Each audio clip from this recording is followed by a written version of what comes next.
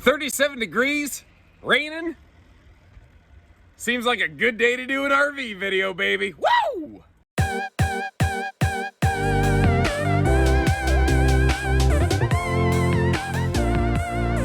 Hey everybody, Josh RV Nerd here at Bish's RV with a little Shasta today. One of their smallest little couples models with a little slide. It's a very familiar floor plan. You've seen quite a few things like this. And it's certainly not going to be the flashiest belle at the ball. But I like to have something for everybody on this channel. And with all the new things that I have available to me, I'm kind of trying to spread the love around a little bit. And I'm asking my audience to guide me, like, let me know what you want to see more of. So Shasta's here. This is a member of the Coachman family, which is a member of the Forest River family, which is a member of Berkshire Hathaway, if we're gonna go through the RV family tree, basically. But it's a simple camper, not a fancy glamper. And while that sounds derogatory, there's benefits to that. This thing is incredibly lightweight. We're on a tandem axle with a slide, barely over 4,100 pounds dry weight. That is hard to find out there nowadays. A lot of tandem axle no slides weigh more than 4,100 pounds. This thing is feathery and easy to tow. Now, it's a stick and tin camper. It's not some fancy laminated ultralight, yet it still weighs less than a lot of those. Now, that is because it's simple in some areas, but it's also because they just don't overdo it in others, which also keeps the budget in check. But it's not without some good features. Like I said, the layout is great. The kitchen in this is good. The bathroom has more storage than I expected. It has a shower instead of a tub, which was a surprise. But this also has an enclosed underbelly, which really surprised me. And it has a huge front storage compartment. So if you want to tow small, but camp large, this was a surprising little find that I stumbled into over here. And I would really love to know what you think about this thing. And a real quick housekeeping note before we get too far along. You might look at this camper and go, where are the steps? They didn't put steps on it from the factory? No, they absolutely did. This has some of those kind of flip down stable steps. Thing is, Bish's RV, we are a very customer-centric, service-focused organization. And if there's an issue where something is wrong with an RV and it's going to cause one of our customers to lose camping time, if there's anything we can do about it, we tend to. So what actually happened here is we robbed Peter to pay Paul. This isn't something that we do every single time for every single little nut, bolt, and widget. But again, if someone's like, listen, I got a trip planned. I'm going out tomorrow. I need this thing. We actually came out on the lot and robbed the stable steps on this RV to put them on a customer's after they accidentally forgot to pick up the steps when they were moving their camper around their local campsite. They thought they just shift it front to back real quick, didn't think about it, ruined the steps. So we jumped in and we took care of them here, which unfortunately means today I don't have steps to show you, but at least you know that, when the need really rises, we're there to take care of you. Now, the thing with the camper, you see a lot of big, flashy, fancy stuff on this channel. And it kind of becomes like it sort of conditions you. This is not one of those. It's simple. It's straightforward. It's effective. It's not bad at all. But it's, it's not like on the level of, say, like a Rockwood or Flagstaff 2109S, but it's also nowhere near the budget. And that's the thing. I'm not going to sit here and nitpick every little thing that this RV doesn't do. I've got a couple personal preferences and thoughts. But you need to kind of look at it through the lens of what it is and what it is not. Let's get a deal breaker factor right out of the way. That's a Camp Queen bed. But you know what? There's plenty of room down here if you wanted to throw a longer bed on it or a longer bed deck to make it a true queen, you could. And I do believe, I haven't closed the slide yet, I do think that if you did that, you could still close the slide up for road mode. So I think that this is a true queen capable floor plan, which, I don't know, that's not terrible. Over here, the color palette overall reads lighter. It's not a stark white though, which I kind of like. You've got a simple jackknife sofa over here, which could fold down basically into a big dog bed. But it looks like there's a big chunk of storage below that. Only one door. I'd like two, but again, I think that's a little bit more of a symptom of the price point that you're getting. That big breeze window is nice, and I'll give them credit for that. Any windows that I have seen on this camper, they are tinted and they do open for airflow. And check this out, easy reach appliance outlets in the kitchen next to that entertainment center. There's some, the basic everyday camper features that you're really going to need. This one's done. It's done it pretty well. It's definitely not a camper where you're going to find a smart TV included from the factory, as it were. You know, your TV, if you wanted to mount one here, you could. You could put it on a swing arm mount to face toward the sofa, the bed. Frankly, you put a double swing arm mount on it, you might be able to watch toilet TV. So this is also not going to be a fireplace camper, but that means that we have more storage down there as a result. And speaking of storage, one of the cool things over here is they gave this some really good like storage trunk chest space under that bed. And I do mean big. You got, well, the thing is, this also has a nice large front outdoor storage compartment. But I mean, what would you put down there? Like, you could put some big giant zero gravity chairs or some big bulky stuff that's otherwise hard to bring with you. You know, full hanging closets on both sides of the bed and a little kind of dresser pocket, not a drawer. This is one of the few critiques that I have because it's such a small opening.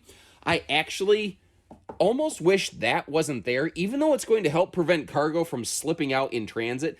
It would make it easier to get in and out of that very deep space right there if that little piece of trim wasn't where it is. So I'd be kind of curious how people would, you know, go about handling that there.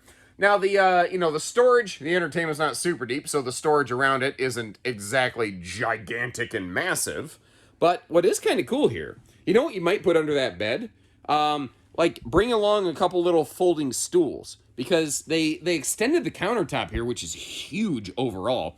And that could be an awesome little breakfast bar. And you see how this is a sealed edge press membrane countertop. That has really become the predominant thing in RV design. It's almost shocking to see stuff with T-molded countertops anymore, just because this stuff here has just become so common and so popular, and for good reason.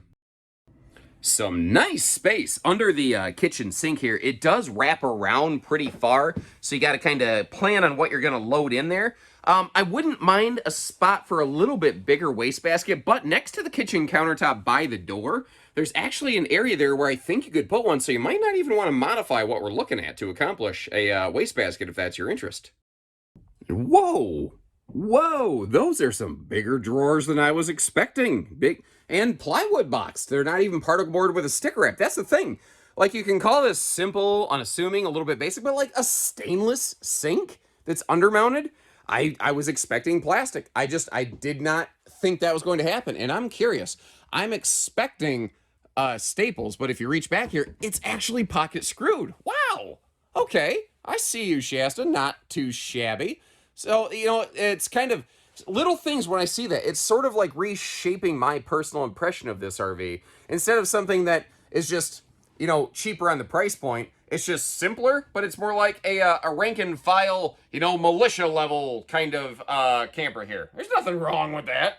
Nice pantry, big 12-volt fridge, which is very, you know, travel friendly and safe, mind you. So, I mean, I tell you what, look at like the little radius work by that upper kitchen cabinet. There's some things here that I'm kind of glad I hopped into this. I would have kind of pegged this one a little bit wrong. One thing I do want to point out though, this is a non-centralized air conditioner. In a small space like this, it's probably mostly going to be okay. You don't necessarily need centralized ducting in a camper this small in size, but that bathroom will probably struggle to stay as cool as the rest of the RV as a result. Now, this is an interesting thing over here to me. It's a jackknife sofa, which I expect at this budget, but it's a deep enough slide. The slide goes down to the floor where, provided you could find like a hide-a-bed or a theater seat that fits within that slide box, this might be like theater or hide-a-bed capable. I don't know. I don't think those things are offered from the factory on this floor plan. I could be mistaken. I will try to do some research on that. And I'm not gonna lie. I don't like that power cord hanging down because this has the it's got a powered little cup holder armrest on that thing. You know, USB plugs. But a little command strip hook against that outside wall could probably get that done. Little doggy daybed there also, by the way. Now, this bathroom was a bit of a surprise, but at the same time, its greatest asset is its greatest liability. So first of all, we're 6.5 foot tall on the sidewall, which means my head's got to be up in that skylight, but it's a full, nice shower surround, and it's a shower, not a tub. And it's a rectangular shower. Almost everybody who builds this layout builds it with a radius shower, so that's nice. Now, the legroom in front of the toilet is restrictive because they gave us a nice big linen cabinet here in the bathroom that frankly most RVs tend to lack in a floor plan like this. So I think this actually has a really good bathroom for the style of layout, but that's my 2 cents. What do you think in comparison to the other things that you've seen? And look at this. The slide out when it retracts is an automatic bathroom door closer. Speaking of slide retractions, road mode. That big kitchen countertop, it does get tight right here, but you can do the travel trailer 2-step sideways if you have to, and you can do a bit of a butt scoot boogie to scooch past that sofa if you had to. In the Midwest, you can do that. Oh, hey, sorry there, buddy. Let me just squeeze on past you there. And we always say squeeze like that, like we're trying to get them to understand that, you know, we're trying to be as unobtrusive as possible. But in doing so, we somehow become more obtrusive than if we had just been, oh, excuse me, pardon me, and just walked right by. You know, that's just, it's just one of those things where sometimes you're trying to be kind and you end up being a pain in the neck regardless. Sorry, I somehow, I got way off topic here. The road mode on this one, pretty good, as long as you can scooch up to the bed. And like I said when we started, I've found a couple surprises on this one. Like the fact that it has 30-pound propane tanks instead of 20s. First of all, that's very uncommon, especially when we are looking at an RV that is unapologetically built for a budget, you know? And again, that's not derogatory. There's room for that. Not everybody wants, you know, an over-the-top, ultra-expensive camper. Some folks like, listen, I don't want to overspend. I need simple. I need basic. I'm camping once or twice a year. You know, that's where this guy comes in. And I think it does it, like, it's got a good, clean look to it. The bigger tanks are a nice surprise. And technically, no, it does not have equally sized baggage doors on both sides, because this one is a redonkulous, oversized baggage door. Although you notice, you know, how you have that separate underbed storage, you do have a full-size, I would say normal size big baggage door on the other side. So they maximized the storage access on this one. But another thing that was, to me, a big surprise find on this was the enclosed underbelly. And maybe next time I walk up close to the camper, I'll get you a good look at it. Right now, I'm wearing, you know, tennis shoes out in the mud right next to a cornfield, basically. And I want to get you this footage, you know, that's the job that I signed up for. I'm not complaining about that. The awning is definitely minimal, for sure. But you've got a bedroom window right there. You've got that giant baggage door. They couldn't put a bigger awning on this. So you know what I would do? I would use that giant storage compartment to store like a 10 by 10 easy up room, because you've got tons of room in there. And I said next time we were up close, I was going to show you one of the other surprises. That underbelly, I did not expect it to be fully enclosed. And if you're looking at it, it's actually the thermal pocketed little belly skin. That's the same thing that like Montana and Solitude use on their big luxury fifth wheels. That to me was a surprise feature. Another really, like, really? You did that? Was right next to the water heater. You see there's the city water inlet. And what you might not see is right below that, there's another inlet. It looks almost like a freshwater hookup. It's actually an antifreeze inlet, because the pump can be a little bit difficult to get to on this one. They made it just easier for you to do your antifreeze. Then you don't got to worry about, you know, dribbling the sticky pink stuff all over the place. The cargo rack on the back is a nice find here. That's got about I believe a 200-pound rating before the spare tire, mind you. So kind of keep that in mind. Now, she's backup camera prepped, but frankly, even if an RV doesn't have a thing that's called backup camera prep, they're all backup camera prepped. That's just not a big deal. But that cargo rack on the back, you know, it's a small camper. We've got a big pass-through compartment, which is going to be very nice if you put something heavy on this rear thing. Something people don't realize. Here's a safety tip for you from Uncle Josh. If you load a bunch of weight behind the axles, that's going to cause the trailer to wiggle and sway really hard on you. So weight in front of the axles tows better than weight behind. But with a big front pass-through and the rear cargo tray, you have the ability to maybe load balance and really tow this thing nicely. A full outside utility shower was a nice find. And that's the thing. The longer, like when I first looked at this camper, I kind of was like, whatever. Cheap little box, right? No big deal. I'm not impressed by this.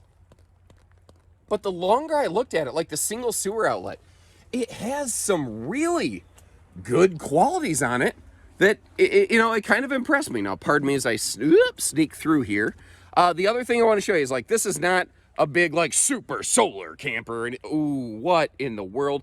Apparently, we have some kind of lot damage here. So that's not a reflection of Shasta. That's obviously something that happened internally. And I'm willing to acknowledge that. That's obviously something we're going to have to take care of for a customer. So, you know, don't ding Shasta for that. We'll take care of that. That just is one of those unfortunate things that happen. What I was getting at, this isn't some fancy pants super solar camper. It does have a walkable roof. You may have noticed no ladder. But there's no, like, roof solar prep even. You know, there's no package. There's no prep.